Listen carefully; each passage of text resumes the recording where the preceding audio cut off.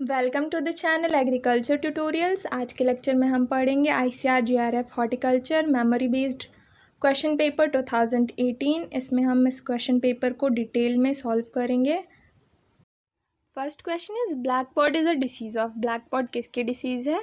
तो इसमें आएगा कोकोआ। इससे कैंकर डिसीज़ ऑफ कोकोआ भी कहते हैं, जो फाइटोप्थोरा पामीवोरा फंगस की वजह से होता है। तो करेक्ट ऑप्शन आएगा cocoa. Second question is edible portion of turnip. Turnip का कौन सा भाग खाया जाता है? तो टर्निप यानी शलजम का जो एडिबल पोर्शन होता है वो हाइपोकोटाइल होता है। इसका जो हाइपोकोटाइल होता है वो स्वेलन होता है, फूला हुआ होता है, और ये एक मॉडिफाइड रूट है यानी रूपांतरित जड़ है। An example of mass flower. Mass flower ऐसे फ्लावर को कहते हैं जिसमें स्टेम के लास्ट में एक बड़ा सा फ्लावर होता है। जनरली फ्लावर अरेंजमेंट 3 टाइप की होती है, मास फ्लावर अरेंजमेंट, फिलर फ्लावर और लाइन फ्लावर। तो मास फ्लावर में इसमें आएगा रोज़। रोज़ के अलावा और भी मास फ्लावर होते हैं, जैसे कि carnation, gerbera, lily, daffodil, tulip. Line flower में आ जाएगा ग्लैडियोलस, लिलीटेरियस जो सेकंड ऑप्शन है, स्नैपड्रैगन, ट्यूबरोज। फिर लास्ट आता है फिलर फ्लावर। फिलर फ्लावर ऐसे फ्लावर होते हैं जिसमें स्टेम के साथ साथ बहुत सारे छोटे छोटे फ्लावर्स होते हैं। इसका एग्जाम्पल आ जाएगा baby breath, statice, queen Anne's lace. Fourth question is clinching is related to. Clinching जो है, आजकल जो क्लिंचिंग है वो लिडिंग से का मॉडिफाइड फॉर्म है। तो लिडिंग को रिमूव करके अब क्लिंचिंग का यूज़ किया जाता है। तो ये रिलेटेड है कैनिंग से। कैनिंग डिब्बाबंदी को कहते हैं, और क्लिंचिंग एक तरीके से लिडिंग का टाइप है, यानी ढक्कन लगाने का टाइप है। तो ये कैनिंग से रिलेटेड है। Fifth question, in which state rice is grown below the sea level. ये एक रिपीटेड क्वेश्चन है, ये 2016 GRF में भी आया था। तो राइस जो है बिलो सी लेवल केरला में उगाई जाती है और कई सेंचुरी से उगाई जा रही है। Sixth question is chilling sensitive apples are stored at. Chilling sensitive apples का storage 3 to 5 degree Celsius temperature पे किया जाता है। Which of one of the following is the best criteria for determining maturity of kinnow. Kinnow की maturity को determine करने के लिए हम उसका TSS और एसिड रेशियो देखते हैं। Which crop has poly embryonic nature. Poly embryonic nature यानी एक से ज़्यादा एम्ब्रियो प्रेजेंट होते हैं। तो ये हम जामुन में देखते हैं। जामुन के अलावा मैंगो और सिट्रस में भी पॉली एम्ब्रियोनिक नेचर देखा जाता है। The process of separation of coarse rough rice into grain and chaff is known as. Rice को उसके हस्क से अलग करना, यानी उसके भूसी वगैरह से राइस को अलग करने की जो प्रोसेस होती है उसको बोलते हैं थ्रेसिंग। इसमें कंफ्यूज नहीं होना है। Which one is the oldest garden of south east Asia. South east Asia का सबसे पुराना गार्डन कौन सा है? तो इसमें हिस्ट्री थोड़ा देख लेते हैं। इंडियन बोटैनिकल गार्डन, इसकी स्थापना की थी जगदीश चंद्र बोस ने 1786 और 1787 में। सेकंड जो है लाल बाग गार्डन, इसकी स्थापना यानी इसकी नींव रखी थी इसको बनाने की हैदर अली ने 1760 में। बाद में इसका काम पूरा किया था टीपू सुल्तान ने। लॉयड्स बोटैनिकल गार्डन की स्थापना हुई थी 1878 में, और वृंदावन गार्डन की स्थापना हुई थी, इस्टेब्लिशमेंट हुई थी 1927 में। इसका काम चालू हुआ था और 1932 में ये रेडी हो गया था। तो जो लाल बाग गार्डन है इसकी जो नींव रखी थी हैदर अली ने 1760 में रखी थी। तो सबसे पुराना गार्डन आएगा लाल बाग गार्डन। 11th है which is not the principal of landscaping. इनमें से कौन सा प्रिंसिपल नहीं है लैंडस्केपिंग का? तो लैंडस्केपिंग में दो चीज़ होता है, एक प्रिंसिपल ऑफ लैंडस्केपिंग और elements of landscaping. Principles of landscaping है rhyme, unity, balance, contrast, background. Generally 6 principles होते हैं लैंडस्केपिंग के। और एलिमेंट्स जो होते हैं लैंडस्केपिंग में उसमें आ जाता है कलर, लाइन, फॉर्म, टेक्सचर। तो इसमें से जो लाइन है वो एलिमेंट ऑफ लैंडस्केपिंग है, प्रिंसिपल नहीं है। तो करेक्ट ऑप्शन आएगा line. LMO is a root stock of. तो ये बहुत ही फेमस रूट स्टॉक है। इसका जो साइंटिफिक नेम है वो है सिट्रस माइक्रोफाइला। ये सिट्रस का एक इम्पॉर्टेंट रूट स्टॉक है। LMO के अलावा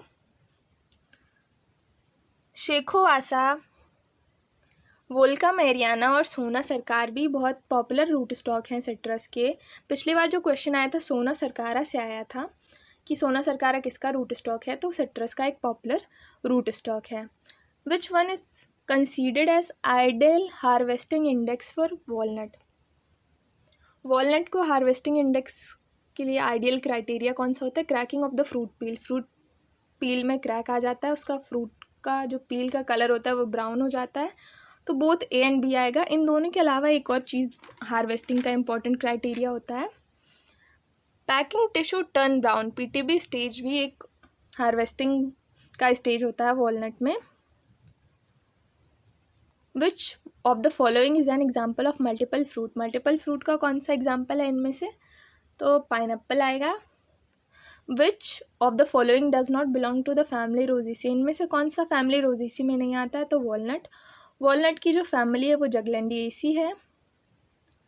विच of the following important biological changes occurring during the maturation and ripening of papaya, papaya के ripening और maturing के टाइम पे कौन सा biological change होता है important, तो होता है substantial increase in sugar, sugar का काफ़ी इंक्रीज़ हो जाता है जब पपाया पक जाता है या मैच्योर हो जाता है। Which of the following does not follow the typical respiration pattern of either climacteric और नॉन क्लाइमेट्रिक फ्रूट, कौन सा फ्रूट होता है जो टिपिकल रेस्पायरेशन पैटर्न फॉलो नहीं करता क्लाइमेट्रिक और नॉन क्लाइमेट्रिक फ्रूट वाला, तो इसमें करेक्ट ऑप्शन आएगा कीवी फ्रूट, ये फॉलो नहीं करता है। Sporophytic system of self incompatibility, sporophytic system of incompatibility found होता है कैबेज में, और सारे जितने भी कोल वेजिटेबल्स क्रॉप होती हैं उनमें स्पोरोफिटिक सिस्टम ऑफ इनकम्पैटिबिलिटी पाया जाता है। साथ ही साथ जो फ्रूट क्रॉप हैं उनमें भी पाया जाता है, मैंगो, आंवला और कोकोआ में पाया जाता है। Which of the following is the richest source of vitamin B6, vitamin B6 का प्रमुख स्रोत कौन सा है इनमें से, तो वॉलनट या अखरोट। Which is the progenitor of watermelon, watermelon का प्रोजेनाइटर कौन सा है इसमें से, तो citrus colocynthis, option C is right. The first example for the use of bio agent for controlling the post harvest disease, तो सबसे पहले जो बायो एजेंट का यूज़ हुआ था वो था Bacillus subtilis. Art of training into different shape is known as, training का एक टाइप होता है जिसमें डिफरेंट डिफरेंट शेप देते हैं हम प्लांट को, अम्ब्रेला का शेप, बर्ड का शेप, इस आर्ट को हम बोलते हैं topiary. For Ziziphus mass propagation which is the root stock use, Ziziphus के प्रोपोगेशन के लिए कौन सा रूट स्टॉक यूज़ होता है, तो जिजिफस नुमुलेरिया सबसे अच्छा रूट स्टॉक माना जाता है जो कॉमनली यूज होता है, क्योंकि ये डीप रूटेड होता है और सॉल्ट टॉलरेंट होता है, इसीलिए इसका कॉमनली यूज़ किया जाता है जिजिफस के प्रोपोगेशन के लिए।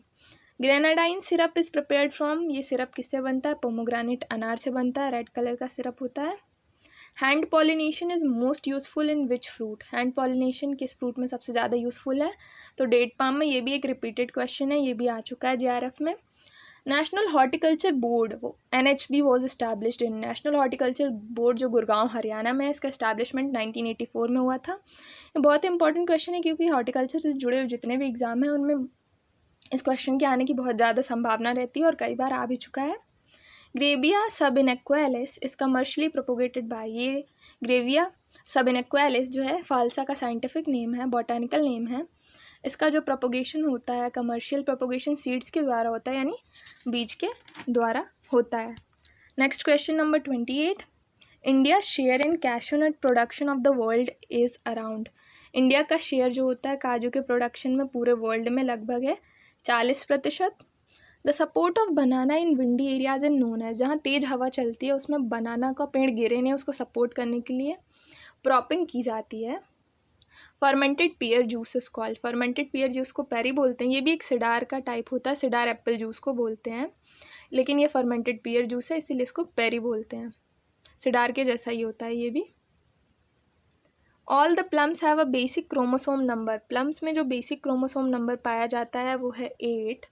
Protandry is a problem in, protandry जो प्रॉब्लम है वो देखी जाती है वॉलनट में, इसमें क्या होता है कि एंथर मैच्योर हो जाता है पिस्टिल से पहले। Walnut is the correct option.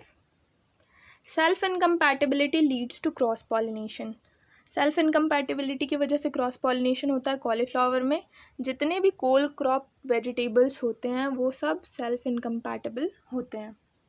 हेट्रोस्टाइली is found in, हेट्रोस्टाइली मतलब एंथर और फिलामेंट अलग अलग टाइम लेंथ होती है उनमें, ये फाउंड होता है जनरली ब्रिंजल में।